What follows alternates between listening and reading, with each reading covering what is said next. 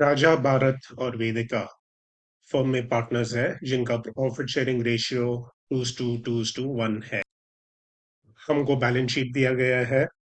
वेदिका के देहांत 31 जुलाई 2024 पे हुआ और पार्टनरशिप डीड के मुताबिक उनको ये सारे एंटाइटलमेंट्स है। ठीक है, तो हमको सिर्फ वेदिका के कैपिटल अकाउंट बनाना है और यहाँ पे हम लिखेंगे in the books in the books of सारी तीनों पार्टनर्स राजा भारत एंड वेदिका। राजा भारत और वेदिका और उसके अंदर वेदिकास वेदिकास अकाउंट। ओके, याद रखना उनका कैपिटल अकाउंट है तो वेदिकास कैपिटल अकाउंट, डेबिट और क्रेडिट। ठीक है, और अभी हम लाइन बाय लाइन एडजस्टमेंट देख के सॉल्व करेंगे। सबसे पहले बैलेंस शीट के अंदर क्रेडिटर्स से हमका कोई लेना देना नहीं है। जनरल रिजर्व जो है वो पार्टनर्स के प्रॉफिट शेयरिंग रेशियो में ब्रेकअप होके दिया जाना चाहिए। और क्योंकि हमको सिर्फ वेदिका का कैपिटल अकाउंट बनाना है, सिर्फ वेदिका के शेयर, जनरल रिजर्व का पूरा रकम 50,000 है और सिर्फ वेदिका के हिस्सा जो 1/5, ओके, 2 + 2 + 1 5, तो 1/5 10,000 बन जाता है। वो सीधा वो सीधा वेदिका के अकाउंट। एक लाइन छोड़ना क्योंकि सबसे पहला line by balance brought down होगा जो कैपिटल अकाउंट का बैलेंस है बैलेंस शीट में। कि उसके बाद हम लिख सकते हैं बाय जनरल रिजर्व 10,000।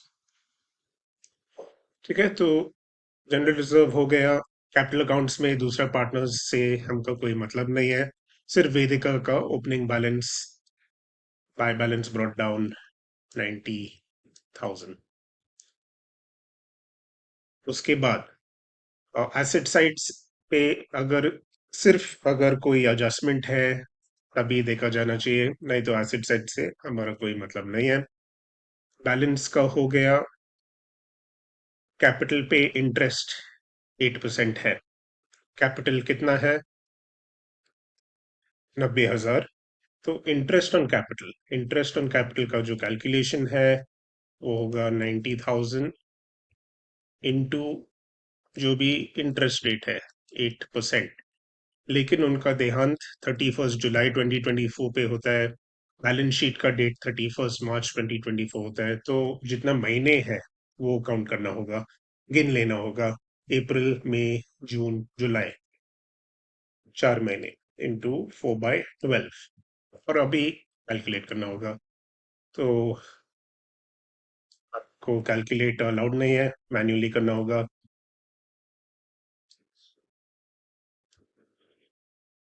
ठीक है, तो आप भी कैलकुलेट कर लो। रकम 2,400 रुपया होना चाहिए। ठीक है, देख लो।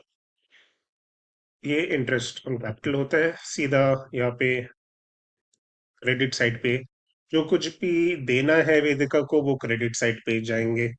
जो कुछ भी लेना है, ओके, चार्ज करना है वो डेबिट साइड पे जाएंगे। तो by by interest on capital, by interest on capital, और हमारा अमाउंट है 2,400। 2,400। ठीक है, उसके बाद शेयर इन द प्रॉफिट, उनका देहांत तक जितना भी प्रॉफिट बनाया गया है उनका हिस्सा देना होगा।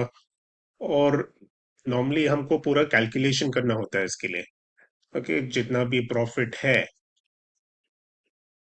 उनके शेयर के हिसाब से जितना वक्त वो इस साल में जिंदा था वो पूरा सोच के कैलकुलेट करना होता है, लेकिन यहाँ पे सीधा दिया गया है तो सीधा उठा के हम पार्टनर्स कैपिटल अकाउंट में डाल सकते हैं। तो ये पूरा कैलकुलेशन का नाम होता है P&L सस्पेंस। सीधा दिया गया है तो हमारा काम आसान होता है। Okay, by profit and loss suspense. Okay, P&L suspense account, और सीधा 3,000 हम लिख सकते हैं। उसके बाद उनकी गुडविल के शेयर 2 साल के परचेस ऑफ एवरेज प्रॉफिट पिछले 3 सालों के हिसाब से कैलकुलेट करना है। एवरेज प्रॉफिट पिछले 3 सालों के लिए 40,000 दिया गया है। मतलब ये रकम सीधा दिया गया है, हमको कोई कैलकुलेट नहीं करना है। गुडविल का फॉर्मूला एवरेज प्रॉफिट मेथड में average profit into number of years purchase number of years purchase होता है। तो सीधा कैलकुलेशन है गुडविल के लिए, जहाँ पे एवरेज प्रॉफिट हमको 40,000 दिया गया है और नंबर ऑफ ईयर परचेसेस यहाँ पे 2 इयर्स बताया गया है, तो सीधा मल्टीप्लाई करके हमको 80,000 मिलता है। उसके बाद हमको वेदिका के हिस्सा कैलकुलेट करना होगा। तो अगर पूरा गुडविल 80,000 का है, वेदिका का शेयर हिस्सा प्रॉफिट्स में 1/5 है, तो उनका गुडविल का शेयर भी 1/5 80,000 का होगा। ओके, तो 80,000 इंटू 1/5 हमको 16,000 मिल जाएगा। आप कैलकुलेट कर लो। और ये 16,000 जो होता है, जो पार्टनर्स रह के आगे बिजनेस कारोबार संभालेंगे उनसे मिला जाएगा। तो कितना मिलेंगे वो उनका रेशियो से देख सकते हैं, क्योंकि उनका बाकी का रेशियो 2:2 है, मतलब 1:1। ये 16,000 का आधा 8,000 8,000 बाकी दोनों पार्टनर्स देंगे, राजा और भरत। राजा और भरत। ठीक है, तो वापस यहाँ पे बाय राजाज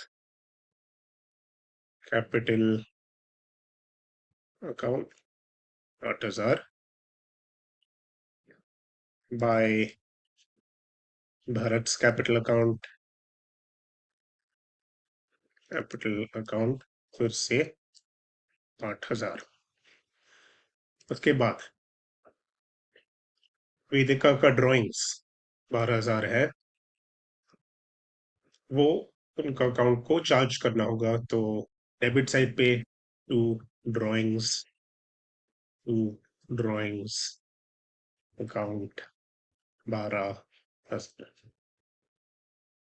अभी जो साइड ज्यादा हैवी है उसका टोटल दोनों साइड पे लिखना होगा। ठीक है, तो 90,000, 10,000, 2,000, 400, 3,000, 8,000, 8,000 सारा ऐड करके मिला के देख लेना, ठीक से कैलकुलेट कर लो। 1,21,400 रुपया होना चाहिए जो आप दोनों साइड पे लिख सकते हैं। फिर ये 12,000 से कैन माइनस कर लो और आपको 1,09,400 रुपया मिलेंगे। और देख लेना, प्रश्न में देख लो कि क्या बताया जा रहा है, किसको मिल रहा है ये पैसा। तो बता रहा है कि एक्सिक्यूटर्स को सिर्फ अकाउंट बना के दिखाना है, रेंडर करना है। तो मतलब इस वक्त उनको पैसा नहीं दिया जा रहा है, पैसा फर्म से नहीं जा रहा है, तो सिर्फ to Vedica's Vedica's executors. Okay, executors account. Executors account. सिर्फ इतना ही। अगर किसी को डाउट है तो प्लीज कमेंट्स में डाल दो। ठीक है। Thank you.